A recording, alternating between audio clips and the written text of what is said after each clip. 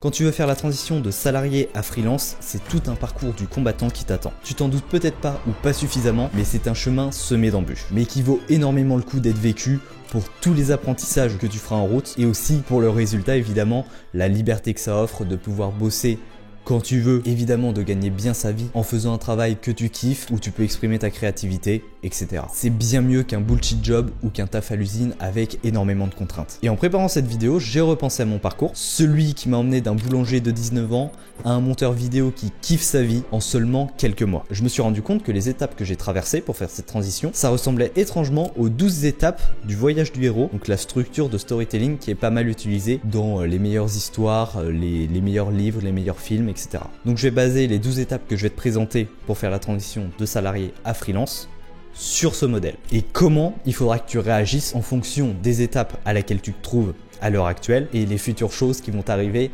jusqu'à atteindre ton objectif. Donc dans cette vidéo, que tu sois déjà lancé dans cette aventure en quête de liberté, d'une meilleure situation ou que tu commences seulement à t'y intéresser, tu trouveras l'étape à laquelle tu es rendu, ce qui va suivre et comment y réagir pour avancer le plus rapidement possible en minimisant les erreurs et les douleurs qui sont associées. Mais d'abord, avant de commencer, laisse-moi me présenter. Je m'appelle Sylvain, actuellement j'ai 21 ans. Comme je disais, à 19 ans, j'ai fait la transition de boulanger vers le montage vidéo. À partir de là, j'ai vraiment kiffé ma vie et depuis, je forme des gens pour pouvoir eux aussi faire cette transition, notamment dans le montage vidéo où j'ai pu accompagner plus de 250 monteurs au travers de mes formations et de mes accompagnements où là, je rentre beaucoup plus en détail pour vraiment faire en sorte que la personne ne puisse pas rater et qu'elle puisse vivre du montage en 3 mois. Dans cette vidéo, je ne vais pas du tout aborder la partie technique de concrètement comment il faut faire pour trouver des clients, etc.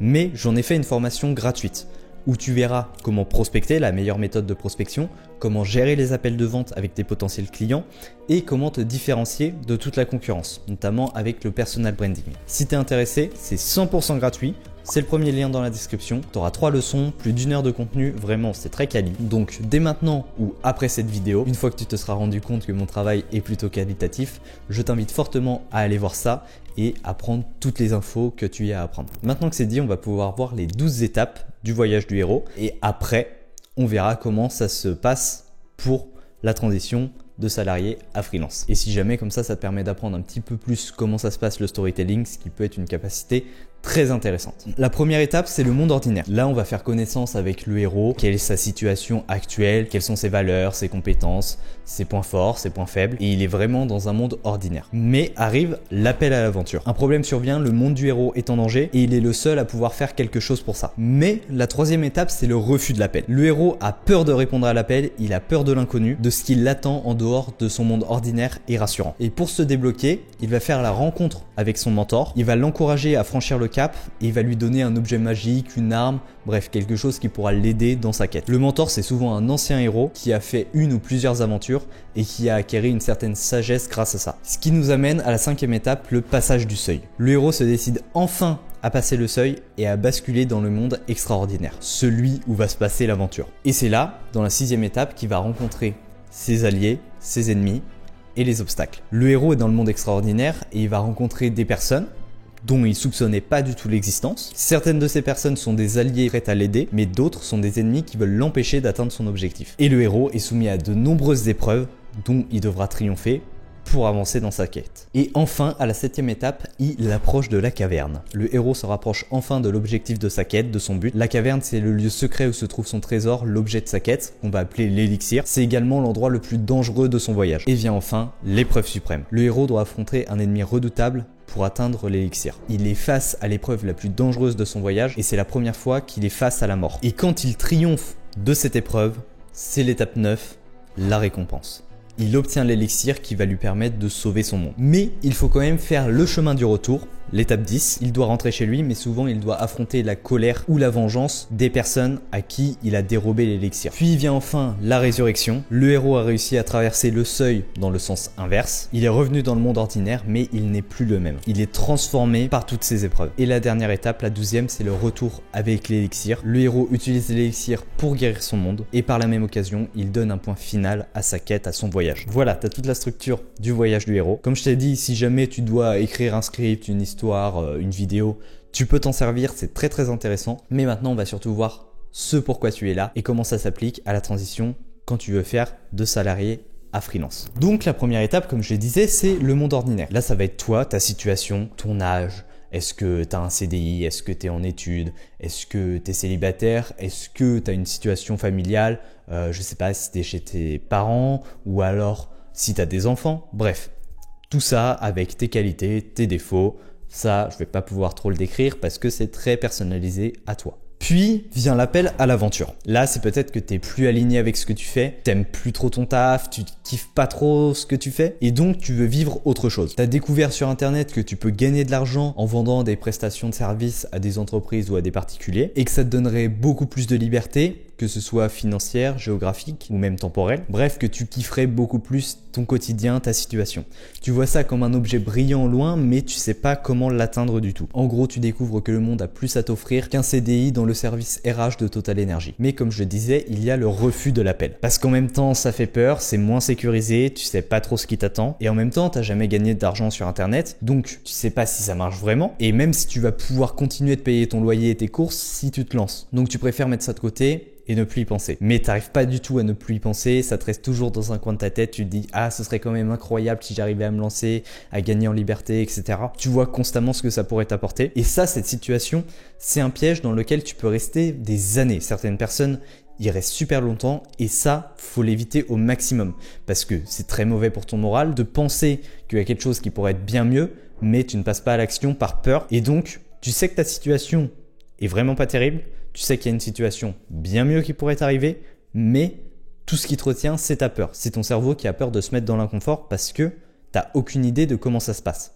Et c'est pour ça qu'il faut passer le plus rapidement à l'étape 4, la rencontre avec le mentor. Ça peut être quelqu'un dans ton entourage qui est déjà freelance, qui a déjà une activité un peu dans le business en ligne, etc., qui te montre que c'est possible, que tu rencontres à une soirée, j'en sais rien. Et ça va te faire le déclic en rencontrant cette personne de te dire « Ah, lui, il y arrive, je le vois en face de moi, c'est vrai qu'il gagne sa vie avec ça, donc moi aussi, je peux le faire. » Ou alors, ça peut être une personne sur Internet comme moi, que tu rencontres pas vraiment, mais qui va t'expliquer comment faire et te montrer que c'est possible. Moi, c'est ce que j'essaye de faire, d'être le mentor du plus de personnes possible à travers mes vidéos et mes formations gratuites. Mais du coup, comme je touche beaucoup de personnes, je dois donner des conseils génériques et c'est pas très personnalisé. Et du coup, comme je le disais en intro, j'ai aussi des accompagnements où là, je suis concrètement le mentor de la personne et je les aide personnellement à progresser vers leurs objectifs en leur donnant tout ce que je sais. Et évidemment, ça a de bien meilleurs résultats. Donc si tu es intéressé, tu peux m'envoyer un petit mail ou un message sur Instagram et on discutera de ta situation,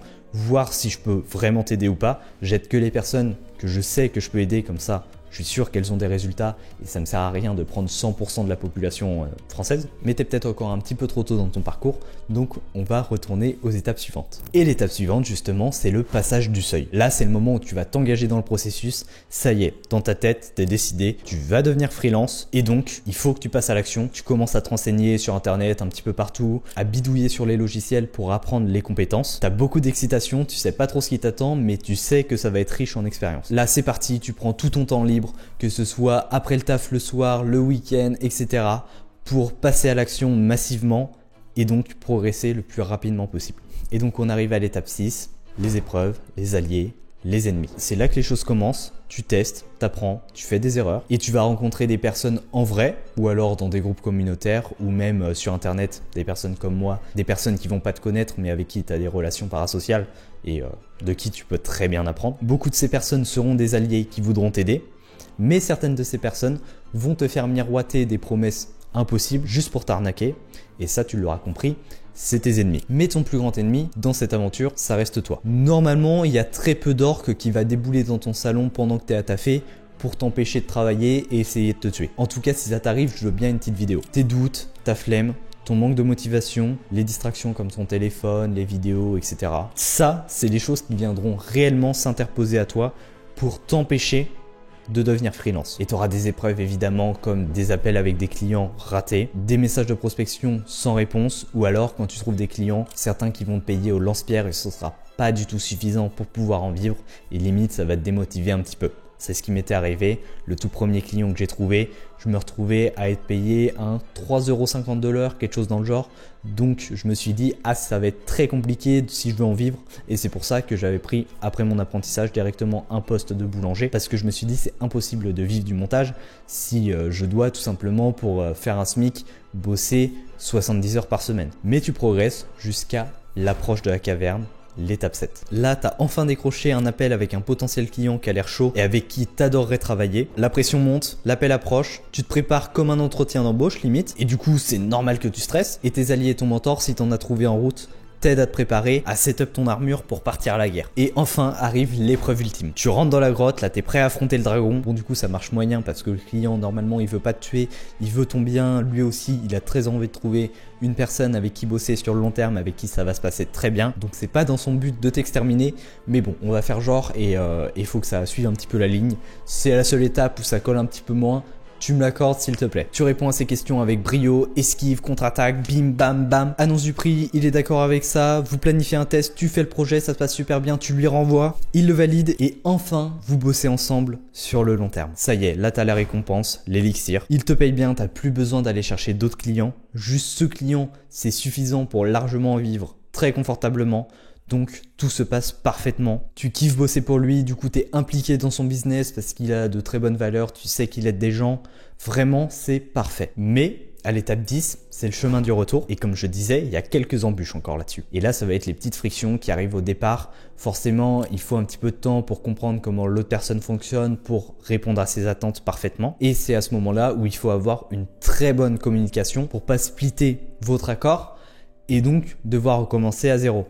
Non, c'est pas dans l'intérêt d'aucun des deux et c'est pour ça qu'il faut une excellente communication, de dire dès qu'il y a un truc qui va pas, de se mettre d'accord, parce que si chacun développe du ressentiment pour l'autre, chacun de son côté, c'est comme dans un couple, il faut pas que tout explose d'un seul coup et que tu as accumulé toutes les choses qui ne vont pas. Non, tu le dis au fur et à mesure, comme ça il n'y a aucune tension qui s'accumule et comme ça, c'est parfait, tout se passe bien et une fois que tous ces problèmes sont réglés, que chacun sait comment l'autre fonctionne, il n'y aura plus de problème, vous vous compléterez super bien, bref c'est incroyable pour les deux. Et on arrive du coup à la résurrection. L'étape 11. C'est la liberté tant attendue. Tu fais tout ce que tu voulais faire. Tu peux voyager en même temps que travailler. Tu peux aider ta famille, tes proches, prendre du temps pour toi, pour développer d'autres projets, etc. Vraiment tout ce dont tu rêvais. Moi, tu vois, c'est à ce moment-là où, une fois que j'ai atteint ce stade, je me suis dit, bon, j'ai plus de temps, je vais développer d'autres projets pour moi, qui étaient mes formations de montage.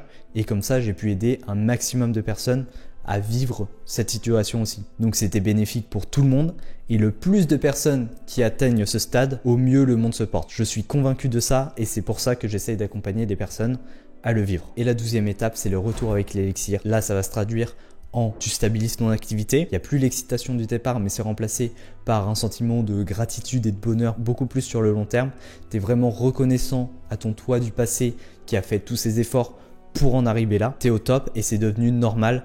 Vraiment, t'es hyper fier de toi. Et après coup, du coup, tu vas peut-être devenir le mentor de quelqu'un d'autre. Bon voilà, tu sais comment tout va se passer, ton parcours à partir du moment où tu décides de quitter le salariat, où tu as la petite idée qui te germe dans ta tête jusqu'à temps de vivre 100% du freelance. Comme tu l'as vu, il y a pas mal d'embûches. C'est un peu compliqué, mais ça vaut largement le coup de se lancer. Je t'encourage pleinement là-dedans. Et si tu veux un mentor, être accompagné dans ton voyage pour gagner du temps et affronter les problèmes à plusieurs. Comme je disais, j'ai mis en place un accompagnement de groupe où le but, ça va être de se motiver à passer à l'action parce que la majorité du temps, tu as toutes les infos, mais le passage à l'action est très compliqué parce qu'il y a beaucoup de friction, il y a des choses qui font peur. C'est pour ça que si tu te regroupes avec des personnes qui ont les mêmes objectifs que toi, ça va te permettre de te motiver, surtout quand on fait les appels de groupe en fin de semaine pour faire le bilan. Si tu es le seul qui n'a pas avancé, alors que tous les autres, eux, ils ont prospecté des clients, ils ont eu des appels, etc.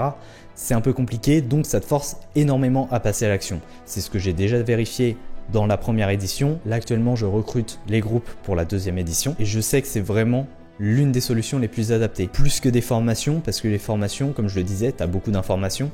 Si tu suis et que tu appliques tout ce qui est dit dedans, tu auras des résultats, mais c'est assez dur, ça dépend des personnes, de vraiment appliquer ce qui est dit sans perdre la motivation. En plus de ça, dans l'accompagnement, tu as plein de ressources, mais juste ce qu'il faut.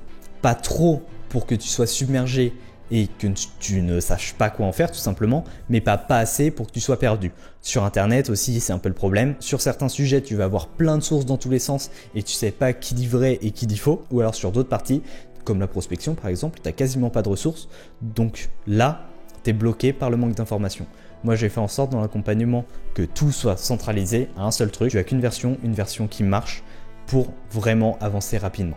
Et en plus de ça, du coup, tu auras un plan personnalisé sur les 3 mois à venir pour faire la transition en 3 mois d'à partir de quelqu'un qui est salarié pour devenir freelance. Avec moi, il faut seulement 3 mois, donc c'est un gain de temps considérable et ça te permet d'avoir des réponses aussi personnalisées à ta situation. Bref, du coup, si tu es intéressé, tu me contactes par mail ou sur Instagram. Et sinon, si tu veux des ressources gratuites pour voir un petit peu plus la qualité de mon travail, je te redirige encore une fois vers ma formation gratuite, les 3 clés pour trouver des clients en freelance. Tu auras tout ce qu'il faut pour démarrer gentiment ton activité. Moi sur ce, je te souhaite une très bonne semaine. Charbonne bien. C'était Sylvain Evro. Out.